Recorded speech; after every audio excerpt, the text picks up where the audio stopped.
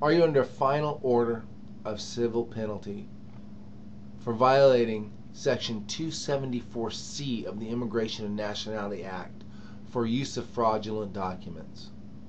Okay. Or have you, by fraud or willful misrepresentation of a material fact, ever sought to procure or procured a visa, other documentation, entry into the United States, or any immigration benefit? So this is your false documents ground of not getting a green card. And again, it gets back into that, working unlawfully, working without authorization. If you told the person that, hey, I was illegal and they hired me, then you just haven't shown any fake documents or anything like that, then you haven't used fraudulent documents, or you haven't made a willful misrepresentation of a material fact. But if you have, then here's where you come clean on that. And there are waivers available for this basis of inadmissibility here, the fraud, especially in our situation here where you're married to a U.S. citizen. So definitely be truthful on that, and we go for the waiver on that. Have you ever left the United States to avoid being drafted into the U.S. Armed Forces? Draft dodgers, okay. Have you ever been a J non-immigrant exchange visitor who was subject to the 2-year foreign residence requirement and have not yet complied with that requirement or obtained a waiver? You can't, if you have to go back on that J visa for 2 years before you can come back in the United States and pick up permanent residency, then you've got to state it here. And you can say yes here and then file for the waiver. And when you get to the interview, they're going to say, well, you said yes, where's your waiver? You might get your waiver done, the waiver of the 2-year residency requirement, by the time this application's actually finished. So I've done that in the past, and I have clients who've done that on their own. But again, you want to make sure you're honest and truthful with all this, and definitely want to get it done before you get your interview. Are you now withholding custody of a U.S. citizen child outside the United States from a person granted custody of the child? Yeah, there's a whole law about the protecting children from being transported internationally, and so they definitely want to know about that. Do you plan to practice polygamy in the United States? So there's a lot of cultures that do allow for, usually it's men having many wives. I think most women are smart enough to not have many husbands, but if you say yes on that, you got problems, I guess. So I've never had anyone say yes on that. So that's it. Now we get down to the signature part, and your registration with U.S. Citizenship and Immigration Services. Oh, let me just finish up this one. All these questions, again, we have a separate video tutorial on criminal stuff. So we're going to go into much more in depth these issues, what's going on in the law with our waivers available for these things and stuff, and we're going to go ahead and dive into that stuff. So that'd be really helpful to you to look at if you have to say yes to one of these questions. So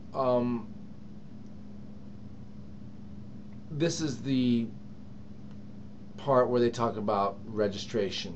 I understand and acknowledge that under Section 262 of the Immigration and Nationality Act, as an alien who has been or will be in the United States for more than 30 days, I am required to register with the U.S. Citizenship and Immigration Services. I understand and acknowledge that under 265 of the Act, I'm required to provide USCIS with my current address and written notice of any change of address within 10 days of the change.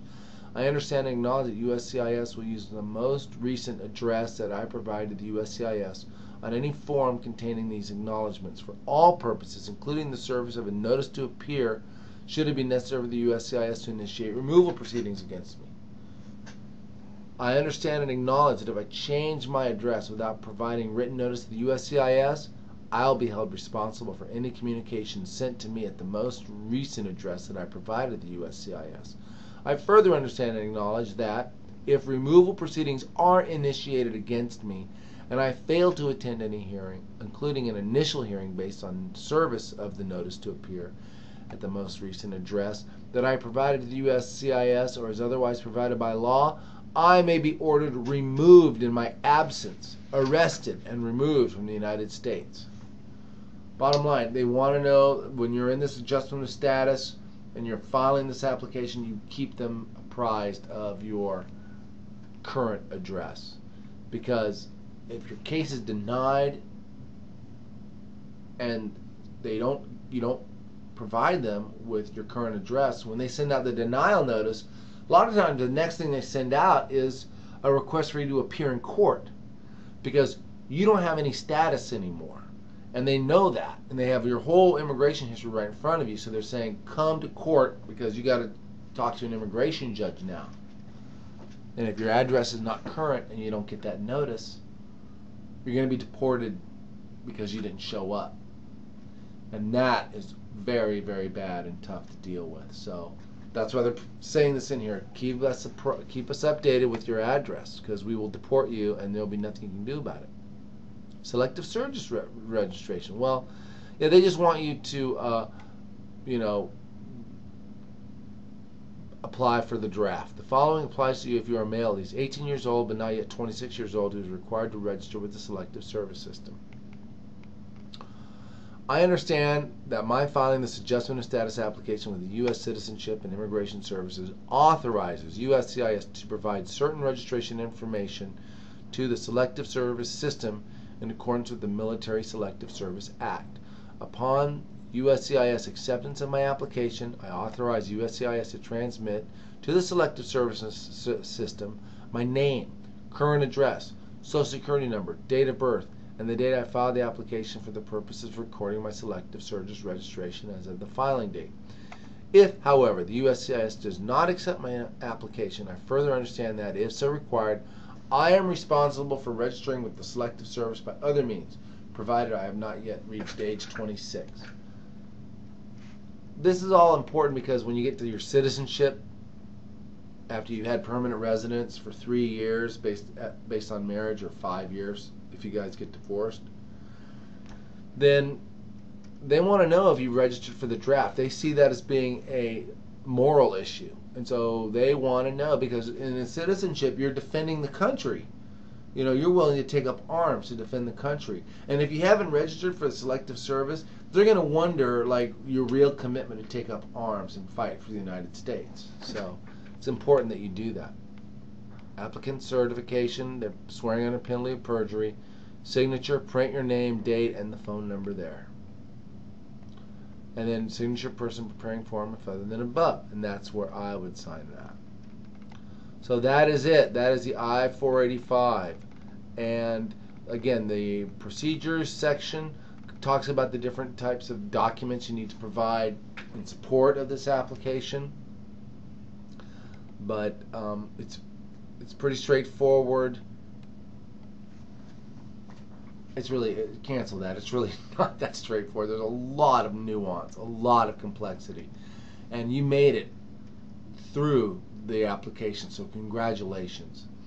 And, with all these forms, again, you have to tell the truth. Please tell the truth. And if you have questions, you feel like, oh man, I don't know what to do, I'm afraid if I tell the truth, something bad's going to happen, that is your red flag to talk to an immigration attorney, clearly. Because you've got to have a strategy. You've got to tell the truth, and you also have to know what to do if they come after me because I've told the truth and I've said something and I've done something that is not okay.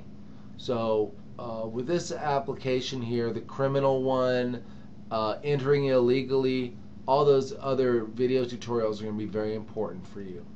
So with this, we wish you all the ease and success in getting the green card you so richly deserve.